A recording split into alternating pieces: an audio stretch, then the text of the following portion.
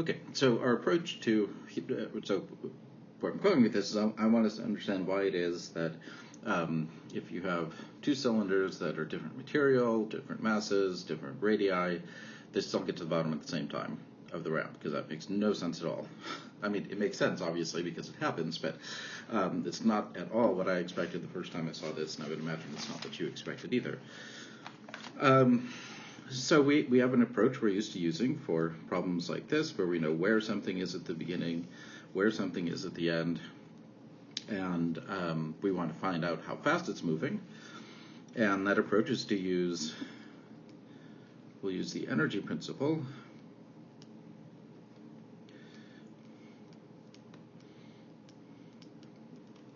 And our system will be the cylinder or disk, whichever word you prefer to use, and the Earth. So we're going to include kinetic energy of the cylinder, and we'll include gravitational potential energy of the Earth. Let's assume that all the cylinders are going to start out at the same place up here, and we'll call this starting place the center, or the center of each rather starts up here, and we'll call this starting place y equals h. So they start from a position h. Well, then the energy initial is 0 for the kinetic energy, because the sphere isn't moving. The gravitational potential energy is mg y. We've chosen our coordinate system, so y is down at the bottom, and so the initial energy is mgh. Down at the bottom, we will have kinetic energy because the disk is moving. And if I draw the sphere, cylinder, whatever it is down here at the bottom, its center is not actually down at 0. Its center, this itty bitty distance, is the radius of the disk. So we will have some gravitational potential energy if I put 0, y equals 0 down at the bottom. So let's talk about the kinetic energy for a minute. We know from the last couple of classes, we can write this as two pieces. Total mass times the velocity of the center of mass squared, plus 1/2 moment of inertia times omega squared. All right, well, so what? Let's keep going with kinetic energy for a minute here. So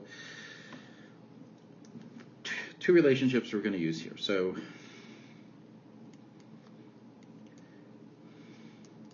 remember, I is proportional to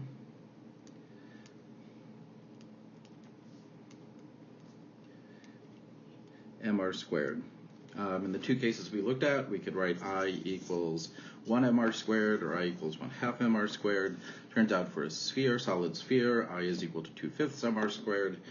And it turns out that, at least for things with radius that are round, you can write the moment of inertia in a fairly general way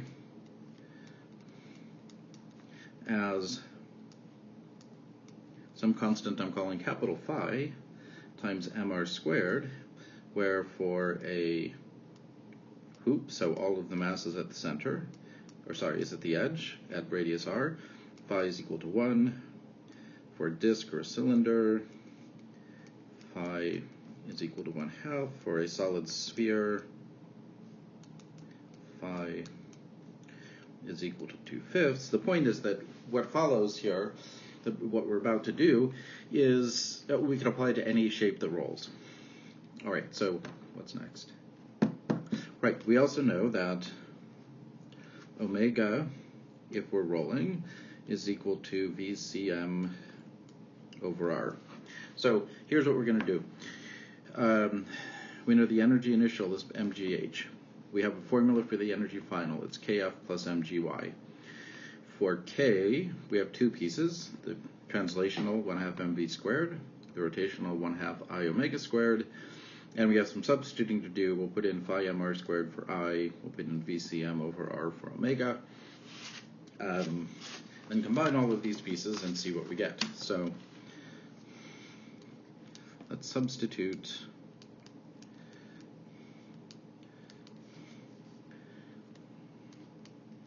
so Kf is 1/2 m VCM squared. I is phi m r squared. Omega is VCM over R, whole thing squared. And you can see something that looks magical is about to happen. The R squared here and the R down there, which is also squared, are going to cancel out. And in some sense, that really is remarkable that it works out that way. However, it is also the case that the way that we got our formula for moment of inertia was we started with a velocity and we factored out an R. So it's not, or ought not to be completely surprising to us that R drops out in the second term, because that second term started out as a plain old velocity squared. Okay, I see some common factors here, so let me factor those out. You could write this as 1/2 m VCM squared times 1 from here plus phi from there. Whew. Okay, bit of algebra there, but not so bad. Now let's look at the total energy at the end. That's the kinetic plus mg y final. So the final kinetic energy is 1/2 m VCM squared 1 plus capital phi. And the final potential energy is mgr. Okay, conservation of energy says, whoops, that should be capital M there. Apologies. The energy principle says that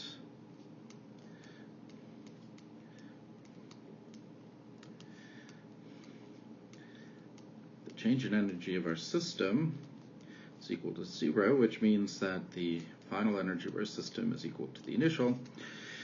And so 1/2 m VCM squared 1 plus phi plus mgr, that's our final energy, is equal to mgh, our initial energy. If I divide both sides by m, then let's see, on the left-hand side, m cancels out, and we have 1/2 VCM squared 1 plus phi plus gr equals gh, and we're going to solve for v. And, well, okay, I will write down what v is in a moment. But at this stage, you can see that this equation doesn't have mass in it anymore. It doesn't matter what the mass is of that cylinder that's rolling down the plane.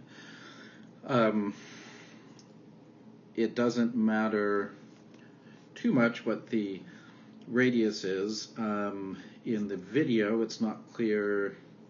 Well, essentially, you can think about it this way in the video. If he's stopping the hoops after the same, or objects after the same decrease in their center height, then, well, let me do one more rearrangement here, then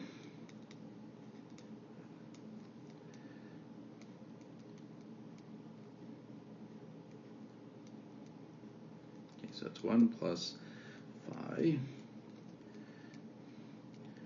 gh minus r. As long as this is the same for all of the cylinders, then, or whatever objects they are rolling down the hill, then the final velocity is going to be the same unless this factor phi is different. And wow, that is so messy. I can write that out one more time a little better here. So 1/2 VCM squared 1 plus phi equals gh minus r. So again, no mass, that's gone. If I make sure that I just where I'm starting and stopping things so that the centers of both objects move through the same distance, and that's really what you want to do a fair comparison, then the velocity I get out doesn't depend on radius. Doesn't depend on mass at all, like any other time that we've had something falling under the influence of gravity. It only depends on this factor. So remember, this phi is measuring moment of inertia, and the moment of inertia for a disk or cylinder is not the same as for a sphere.